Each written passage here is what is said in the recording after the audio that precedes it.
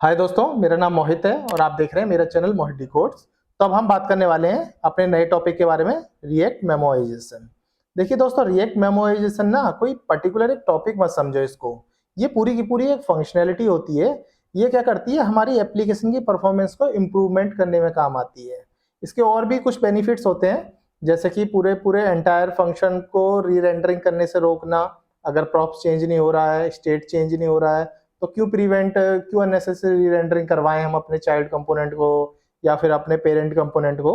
तो इन सब चीजों को समझ लो कि ये पूरा का पूरा रिएक्ट मेमोराइजेशन का मतलब है कि एप्लीकेशन की परफॉर्मेंस को कैसे इंप्रूव करें। तो इसमें दो हुक होते हैं, यूज मेमो और यूज कॉलबैक। जैसे मैंने आपको समझा भी चुका हूँ, किसी भी टर्म से पहले यूज लिख जाए स्मॉल में तो वो हुक हो जाता है। दो तो ये हुक हैं, और रिएक्ट डॉट मेमो एक हायर ऑर्डर कंपोनेंट है। तो मैं आपको तीनों की डिटेल आज कंप्लीट करके बताऊंगा, तीनों को डिफरेंशिएट करके बताऊंगा, तीनों की डेफिनेशन बताऊंगा। पर जो मैं मेरा आज टॉपिक रहेगा, फोकस रहेगा रिएक्ट मेमो पे रहेगा। बाकी ये तीन डिफरेंट वीडियो में कंप्लीट होगा ये टॉपिक। पहली वीडियो में रिएक्ट मेमो, दूसरी में यूज मेमो, तीसरे में यूज कॉल बैक। क्योंकि तीनों के तीनों ना काफी लेंदी प्रोसेस है और आपको अच्छे से समझना चाहिए, क्योंकि हर एक इंटरव्यू क्वेश्चन में और हर एक कोर कॉन्सेप्ट में, अगर आप डेवलपर हैं तो आप मेरी वीडियो को देख रहे हो तो आपको ऑलरेडी पता चल गया होगा, ये तीनों का बहुत ही ज्यादा यूजफुल है डेवलपमेंट पॉइंट ऑफ व्यू से भी। तो देखो, रिएक्ट मेमो को आप सबसे पहले जानो, ये एक हायर ऑर्डर कंपोनेंट है। कोई आपसे पूछता है तो हायर ऑर्डर कंपोनेंट मैंने अभी आपको बताया नहीं है, क्योंकि इन फ्यूचर में आपको समझाने वाला हूँ। नॉर्मल से मैं थोड़ा सा ओवरव्यू देता हूँ। हायर ऑर्डर कंपोनेंट क्या होता है, एक कंपोनेंट के अंदर दूसरा कंपोनेंट बना होता है। मतलब एक कंपोनेंट का इनपुट दूसरे कंपोनेंट के आउटपुट को पूरा चेंज कर देता है। तो मतलब हम पहले कंपोनेंट का इनपुट लेते हैं, दूसरे कंपोनेंट से हम उसका आउटपुट लेते हैं। बेस्ड ऑन फर्स्ट कंपोनेंट का इनपुट सेकंड कंपोनेंट का आउटपुट चेंज कर सकते हैं। इसको बोलते हैं हायर ऑर्डर कंपोनेंट। अभी ये याद रखो, React memo as a higher order component काम करता है। ये कोई हुक नहीं है, पहली बात। और ये पूरे के पूरे कंपोनेंट पे वर्क करता है। पूरे पूरे कंपोनेंट समझ रहे हो, ये प्रिवेंट करता है अननेसेसरी री रेंडरिंग को पूरे के पूरे फंक्शनल कंपोनेंट में। अगर प्रॉप्स चेंज नहीं हो रहा तो क्यों पूरा का पूरा प्रॉप्स पूरा का पूरा कंपोनेंट को री रेंडर कराएं। तो बस इसकी यही खास बात है, पहले ये चेक करता है आपके प्रॉप्स की प्रीवियस स्टेट देखता है। अगर प्रॉप्स की सारी स्टेट सेम आ रही हैं पीछे से, या स्टेट एकदम स्टैटिक है, चेंज ही नहीं हो रही, तो ये क्या करता है, आपके जो चाइल्ड कंपोनेंट होता है ना, उसको प्रिवेंट करता है री रेंडरिंग से। तो ये फंक्शनल कंपोनेंट का बहुत ही ज्यादा इंपॉर्टेंट टॉपिक है। आप कहेंगे फंक्शनल कंपोनेंट को इतना पीक पे क्यों बोल रहे हो, क्योंकि देखो फंक्शन जो क्लास कंपोनेंट थे ना, उसमें भी रिएक्ट डॉट मेमो का कॉन्सेप्ट जो था, कॉन्सेप्ट बोल रहा हूँ, ये वर्ड नहीं, ये जो सिंटेक्स है ये नहीं, ये जो कॉन्सेप्ट था कंपोनेंट मेमोराइजेशन का, ये क्लास कंपोनेंट पे ही वर्क करता था। उसको बोलते थे रिएक्ट डॉट प्योर कंपोनेंट। कभी कभी इंटरव्यू पूछ लेता है प्योर कंपोनेंट कौन से होते हैं। तो रिएक्ट डॉट प्योर कंपोनेंट एक टर्म हुआ करती थी क्लास कंपोनेंट में। री रेंडरिंग प्रिवेंट करते थे क्लास कंपोनेंट में भी। तो अब क्लास कंपोनेंट ज्यादा यूज होती नहीं है, तो लोग ज्यादा ज्यादा प्योर कंपोनेंट को भूलते जा रहे हैं। बट याद रखो, प्योर कंपोनेंट जो है फंक्शनल में रिएक्ट डॉट मेमो से आप अचीव कर सकते हैं, जिससे अवॉइड री रेंडरिंग कर सकते हैं। अगर प्रॉप सेम आ रहा है पीछे से बार बार, तो री रेंडरिंग क्यों कराया जाए पूरे पूरे कंपोनेंट को। ये है इसकी डेफिनेशन। अब इन तीनों के बैच में डिफरेंशिएट सीख लो, फिर हम सीधा रिएक्ट मेमो के पूरा जो है पूरा कोर कॉन्सेप्ट में आपको थ्योरेटिकल और एज वेल एज कोड करते करते मैं सब कुछ समझाऊंगा आपको। तो अभी समझ लो, देखो रिएक्ट मेमो बोलूंगा मैं इसको। React memo higher order component है, ये दोनों हुक्स है। जैसे कि आप यूज से ही पता लगा रहे हो, तो ये हुक है दोनों। ये रिएक्ट मेमो जो है मेमोराइज करता है एंटायर कंपोनेंट को। मेमोराइज का मतलब है परफॉर्मेंस इंप्रूवमेंट के लिए काम करता है पूरे पूरे कंपोनेंट को। यूज मेमो वर्क करता है एक्सपेंसिव वैल्यू के हिसाब से। एक्सपेंसिव वैल्यू मतलब हाई लेवल ऑफ कैलकुलेशन की बात कर रहा हूँ। बहुत ही कॉम्प्लिकेटेड जो फंक्शन होता है उसकी वैल्यूज पे मेमोराइज करने का काम करता है, वो बार बार ना चले। क्या होगा, बहुत ज्यादा बड़ा फंक्शन है, बहुत ज्यादा कॉम्प्लिकेटेड उसमें टर्म लिखी हुई है, और चलने में उसको 3 सेकंड लग रहे हैं, तो उसको बार बार चलाओ चलाओ तो अपनी परफॉर्मेंस तो बिगड़ेगी बिगड़ेगी आपकी। तो ये एक्सपेंसिव वैल्यू पे वर्क करता है यूज मेमो, कोई पूछेगा। और यूज कॉल बैक जो वर्क करता है पूरे पूरे फंक्शन पे, सिर्फ फंक्शनल कंपोनेंट की बात नहीं कर रहा, सिंपल एक फंक्शन पे वर्क करता है। तो जैसा कि मैंने लिख भी दिया फंक्शन पे, ये एक्स वैल्यू पे। और ये पूरा का पूरा आउटसाइड कंपोनेंट रैप कर लेते हैं इसको। जैसे मैंने बोला था हायर ऑर्डर कंपोनेंट है, इसको रैप कर देते हैं किसी कंपोनेंट के ऊपर, तो ये वर्क करना स्टार्ट कर देता है। ये इनसाइड कंपोनेंट और ये भी इनसाइड कंपोनेंट, तो याद रखना, तो एक डिफरेंशिएट हो गया। ये री रेंडर करता है पूरे कंपोनेंट को, प्रिवेंट करता है री रेंडरिंग से। ये सिर्फ कैलकुलेटेड वैल्यू को री रेंडरिंग होने से बचाता है। ये प्रिवेंट करता है फंक्शन को पूरा पूरा रिक्रिएशन होने से बचाता है। ठीक है, डिफरेंशिएट आपको समझ आ गया होगा तीनों में।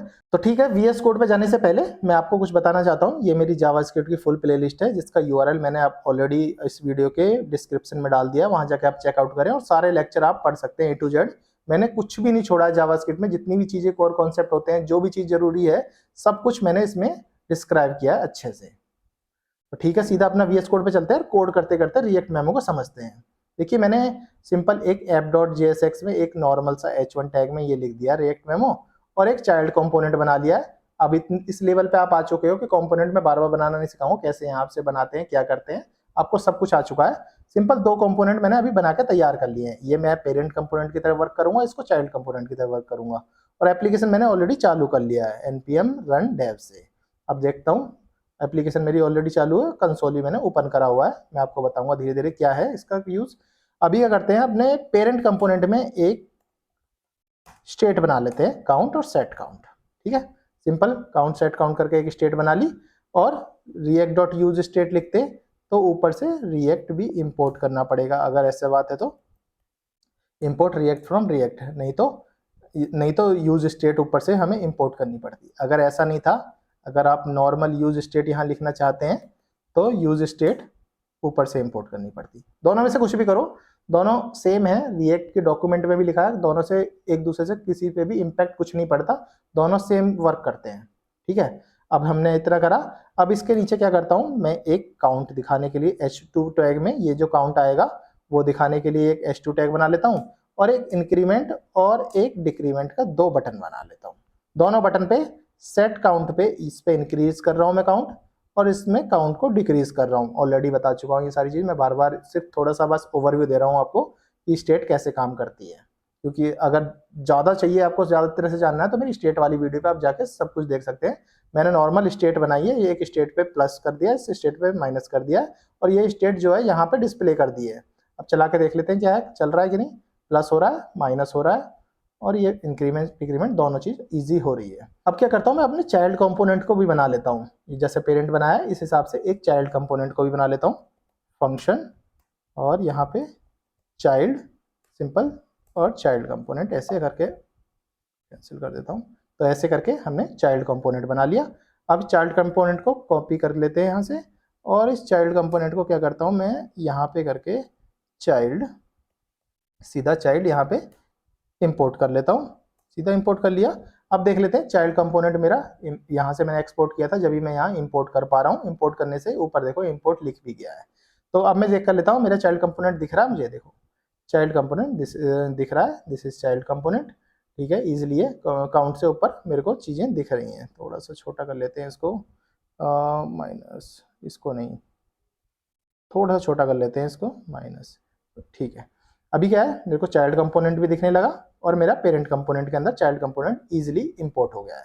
चाइल्ड कंपोनेंट में क्या करता हूँ, यहाँ से ना मैं नेम भेजता हूँ इसको, कुछ नेम मैं नेम भेज रहा हूँ, मतलब कि कुछ प्रॉप्स यहाँ से पास कर रहा हूँ अपने चाइल्ड कंपोनेंट को, parent component to child component, याद रखना। तो यहाँ से मैंने भेजा मोहित, सिंपल मोहित, मैंने एक नेम भेज दिया यहाँ से नेम। अब इस नेम को चाइल्ड कंपोनेंट कैसे कैप्चर करेगा, यहाँ से मैं इसको डिस्ट्रक्चरिंग करके इसमें नेम लिख देता हूँ। डिस्ट्रक्चरिंग आपको मैं सब कुछ समझा चुका हूँ कैसे डिस्ट्रक्चरिंग करके नेम करते हैं। अगर डिस्ट्रक्चर नहीं करता तो यहाँ से सीधा मैं प्रॉप्स भेजता, प्रॉप्स डॉट नेम करके उठाता। डिस्ट्रक्चरिंग करने से मेरा एक कॉन्सेप्ट बच जाता है। डिस्ट्रक्चरिंग का लेक्चर भी ऑलरेडी मैं बना चुका हूँ, वहाँ जाकर चेकआउट कर लेना, क्योंकि डिस्ट्रक्चरिंग भी बहुत ही ज़्यादा इंपॉर्टेंट है।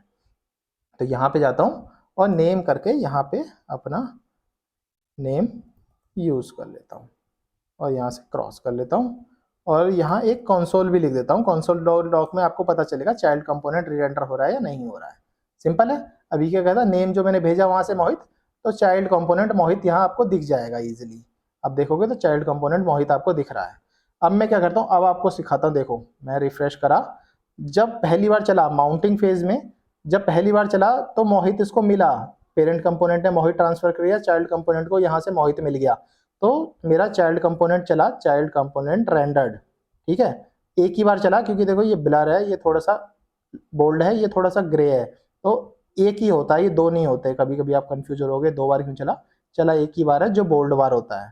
ठीक है, इतना देखा आपने। अब क्या करता हूँ, जब मैं प्लस करता हूँ, देखना इंक्रीज कर रहा हूँ, फिर चला, क्यों चला बिना मतलब, कोई चेंज तो हुआ नहीं, जो चीज थी वही है। डिक्रीज करा फिर चला, इंक्रीज करा फिर चला। ये देखो 2 बार इंक्रीज करा, देखो चाइल्ड पे 2 बार क्लिक हुआ, चाइल्ड पे 2 बार क्लिक हुआ, 1 2 3 4 बार क्लिक करा, चाइल्ड पे 4 बार क्लिक हुआ यहाँ पे। तो ये जितनी बार मैं इंक्रीमेंट डिक्रीमेंट कर रहा हूँ, मेरे ये चाइल्ड कंपोनेंट क्यों चल रहा है, जबकि चाइल्ड कंपोनेंट को तो मैंने स्टैटिक यहाँ से एक स्टेट भेज दी थी, प्रॉप्स भेज दिया था, और उस प्रॉप्स को एक ही बार भेजा था, एक ही बार उसने यूज कर लिया था माउंटिंग टाइम पे ही। तो ये बार बार क्यों चल रहा है? तो यही इशू है परफॉर्मेंस का जो आता है, जिसको हमें प्रिवेंट करना है हाई ऑर्डर कंपोनेंट से, जिसका नाम है, क्या है नाम, react memo. React memo use करके दिखाता हूँ आपको कैसे यूज होता है। देखो रिएक्ट मेमो यूज करने के 2 तरीके हैं, या तो आप यहाँ पे रिएक्ट डॉट मेमो लिखो और इस चाइल्ड को यहाँ से रैप कर दो, ठीक है। तो रिएक्ट मेमो ऐसे नहीं चलेगा, इसके ऊपर क्या होगा, मुझे यहाँ पे इंपोर्ट करना पड़ेगा रिएक्ट फ्रॉम रिएक्ट, ठीक है। जब मैं रिएक्ट फ्रॉम रिएक्ट करूंगा तो रिएक्ट मेमो ऐसे, जो चाइल्ड कंपोनेंट था आपका एक्सपोर्ट डिफॉल्ट में जाके यहाँ पे रैप कर दिया रिएक्ट मेमो से। अब देखें चला के, रिफ्रेश करते हैं, फर्स्ट टाइम तो चलेगा ही चलेगा जैसे मैंने बताया था। अब यहाँ से क्लियर कर देते हैं। अब देखो मैं इंक्रीज करता हूँ, देख रहे हो ऊपर 5 बार मैंने क्लिक करा, ये नहीं चला, फिर मैंने 5 बार क्लिक करा, देखो चाइल्ड नहीं चला, ना इंक्रीज से चाइल्ड चला ना डिक्रीज से चाइल्ड चल रहा। तो रिएक्ट मेमो ने देखो प्रिवेंट कर लिया अननेसेसरी रीरेंडरिंग, क्योंकि देखो प्रॉप्स हमें सेम ही मिल रहा है बार बार, तो क्यों इस चाइल्ड को चलाया जाए। या तो एक तरीका ये है, दूसरा तरीका क्या है, यहाँ से रिएक्ट हटा दो, यहाँ मेमो, सीधा सीधा मेमो ऊपर से इंपोर्ट कर लो। अब सबको पता है रिएक्ट के बाद चीजें ऐसे भी चल सकती हैं, तो ये कोई 2 तरीके नहीं हुए, ये एक ही तरीका हुआ, बस यहाँ से कंपोनेंट को रैप कर दिया। और अब सीखो दूसरा तरीका। तो दूसरा तरीका क्या होता है, पहले इसको हटा लेता हूँ। देखो नॉर्मल फंक्शन नहीं है, दूसरे तरीके के लिए हमें एरो फंक्शन की जरूरत पड़ेगी, तो मैं इसको पहले पूरा हटा लेता हूँ, फिर कॉन्स्ट करके चाइल्ड करके, और अब ऐसे करता हूँ। अब मैंने क्या करा है आपको दिखा देता हूँ। ऐसे मानो ये पूरा कंपोनेंट ना पहले ऐसे था, ऐसे था, ठीक है। अब मैंने इस पूरे कंपोनेंट को ऐसे पकड़ा और ब्रैकेट में रख लिया। ब्रैकेट में रखने के बाद यहाँ पे मैंने रिएक्ट डॉट मेमो लिख दिया। इससे क्या होगा, पूरे कंपोनेंट को यहाँ से रैप करो या इस पूरे को यहाँ से रैप करो, बात एक ही है। तो रिएक्ट मेमो नहीं लिखना, या तो सिंपल मेमो लिख लो, सिंपल मेमो भी आप ऊपर से इंपोर्ट कर चुके हो। तो चारों तरीके से आप कैसे भी पकड़ लो, कान यहाँ से पकड़ लो या फिर कान यहाँ से पकड़ लो, बात एक ही है। आप कुछ भी करके लिखोगे तो सीधा आउटपुट वही मिलेगा जो चाहिए आपको। देखो प्रिवेंट कर लिया इसे अननेसेसरी रीरेंडरिंग। तो इस तरह से आप प्रिवेंट कर सकते हो, कंपोनेंट बेस पे परफॉर्मेंस इंप्रूवमेंट ला सकते हो अपनी एप्लीकेशन में यूज करके रिएक्ट मेमो का। तो रिएक्ट मेमो के लिए चलो अभी इतना ही, नेक्स्ट लेक्चर में सीखते हैं यूज मेमो। उसके बाद आप धीरे धीरे तीनों जब चीजों को समझ जाओगे, जब आपको कॉन्फिडेंस आएगा अंदर से कि मैं आप परफॉर्मेंस इंप्रूवमेंट के लिए भी वर्क कर सकता हूँ। चलो ठीक है, अभी के लिए इतना ही, फिर मिलते हैं नेक्स्ट लेक्चर में। जब तक के लिए थैंक्स फॉर ज्वाइनिंग।